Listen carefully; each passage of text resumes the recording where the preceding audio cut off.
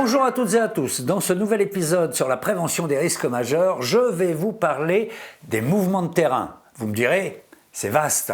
En effet, il existe plusieurs types de mouvements de terrain. Les éboulements, les effondrements de cavités souterraines, les glissements de terrain, les coulées de boue, le retrait-gonflement des sols argileux.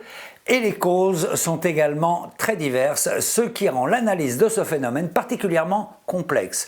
Une chose les distingue nettement, c'est leur vitesse. Il y a des mouvements de terrain lents et d'autres très rapides. Mais dans tous les cas, si l'on est informé du phénomène, on peut l'anticiper et donc s'en protéger.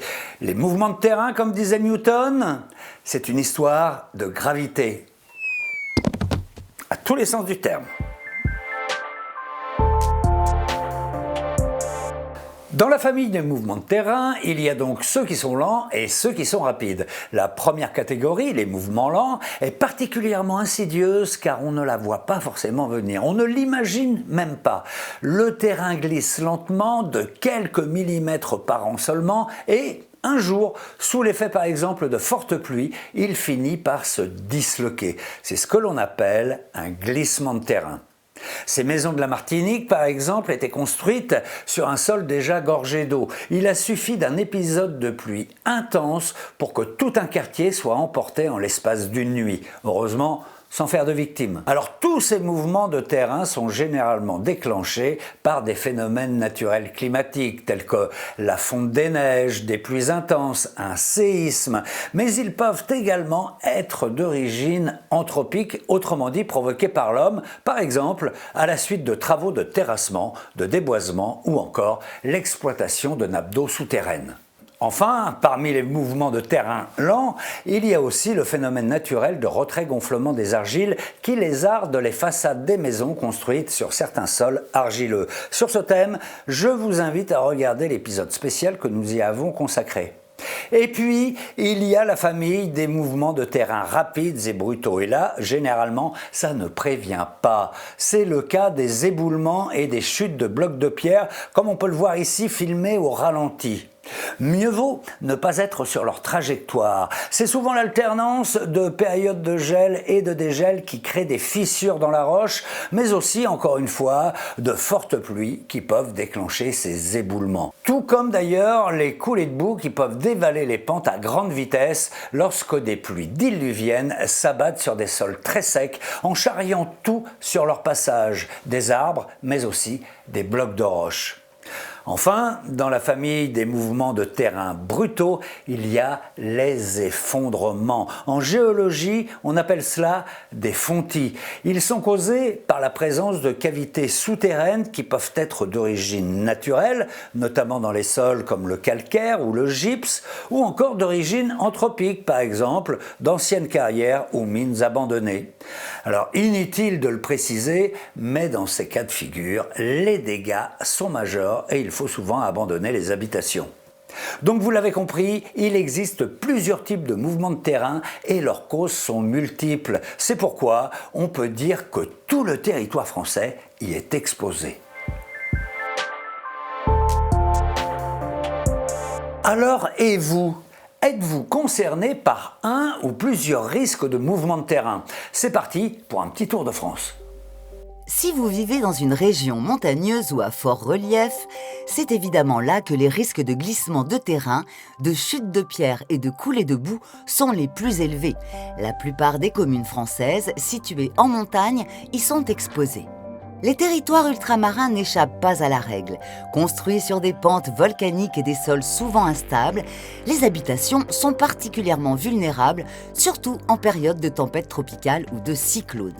Revenons dans l'hexagone du nord au sud, notre littoral nous offre de magnifiques paysages de falaises.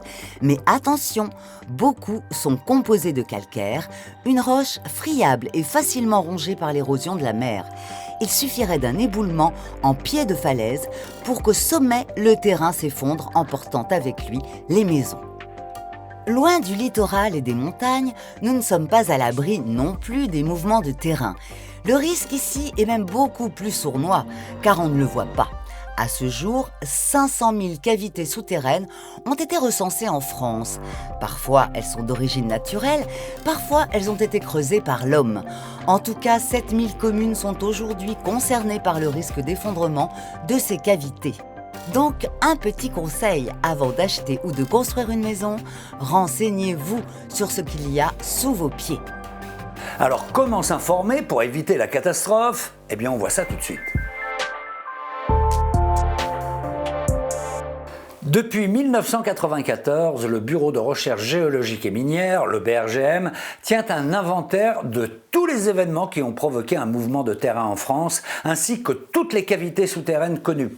Cet inventaire s'appelle la base mouvement de terrain. Pour la consulter, il vous suffit de vous rendre sur le site Géorisque dans la rubrique mouvement de terrain. Vous trouverez ces données sous la forme de cartes interactives. Cette cartographie à l'échelle départementale permet d'identifier tous les types de mouvements de terrain susceptibles de toucher votre territoire.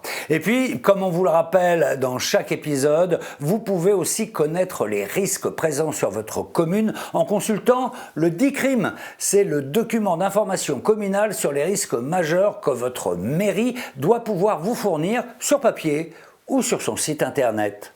Enfin, si vous achetez ou louez un logement, le vendeur ou le bailleur doit vous fournir ce que l'on appelle l'IAL, l'information des acquéreurs et des locataires. C'est obligatoire et ce document vous informe également sur tous les risques qui menacent votre future habitation. Voilà, et une fois bien informé, vous pouvez anticiper le risque. En effet, grâce à toutes ces données, des plans de prévention des risques mouvements de terrain sont établis. Ces plans ont pour but évidemment de prévenir, mais surtout ils fixent des réglementations, par exemple en limitant ou en interdisant toute construction sur certaines parcelles. Et puis ils peuvent aussi interdire certains aménagements pouvant aggraver ou engendrer de nouveaux risques.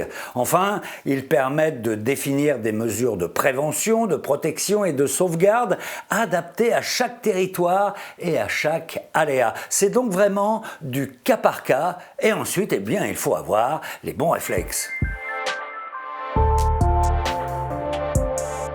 Imaginons que vous identifiez un risque de glissement de terrain ou d'effondrement qui menace votre maison. Évidemment, l'ampleur des travaux nécessitera sûrement l'intervention d'un professionnel de la construction, mais sachez qu'il existe aussi des solutions préventives.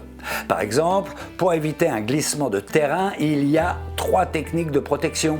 Le drainage, qui par définition favorise l'évacuation de l'eau dans la couche supérieure du sol, le terrassement pour modifier la topographie du terrain ou encore l'injection de béton pour renforcer la résistance du sol. Dans le cas d'une zone exposée au risque d'effondrement, la première chose avant de construire, c'est de faire des sondages pour chercher la présence d'une éventuelle cavité. Et si c'est le cas, vous avez le choix entre combler la cavité ou construire des fondations profondes qui vont descendre au-delà de la cavité. Enfin, concernant l'érosion des berges ou des falaises, elles peuvent être enrayées grâce à des techniques de renforcement, en utilisant par exemple des gros blocs de roche ou encore des végétaux. Pour les falaises, on peut aussi tendre des filets ou des grillages, mais là, je vous déconseille fortement de le faire vous-même, c'est de la haute voltige.